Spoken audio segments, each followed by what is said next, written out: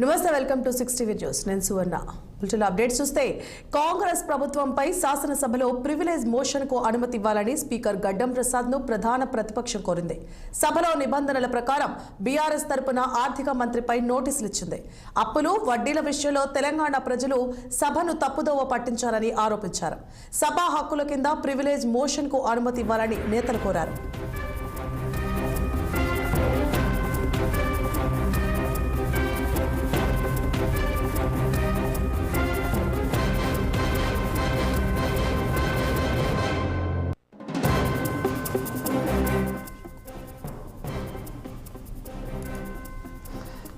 తెలంగాణ ఆర్థిక మంత్రిపై బీఆర్ఎస్ సభా హక్కుల ఉల్లంఘన నోటీస్ కాంగ్రెస్ ప్రభుత్వంపై శాసనసభలో ప్రివిలేజ్ మోషన్ కు దాఖలు చేశారు. అనుమతి ఇవ్వాలని స్పీకర్ ను బీఆర్ఎస్ ప్రతినిధులు కోరారు. అలాగే సభలో నిబంధనల ప్రకారం బీఆర్ఎస్ తరపున ఆర్థిక మంత్రిపై నోటీసులు ఇచ్చారు. ప్రధాన ప్రతిపక్షం అప్పులు వడ్డీల విషయంలో ప్రజలు సభను తప్పుదోవ పట్టించారని ఆరోపణ చేశారు. సభా హక్కుల కింద ప్రివిలేజ్ మోషన్ కు అనుమతి ఇవ్వాలని బీఆర్ఎస్ నేతలు కోరారు.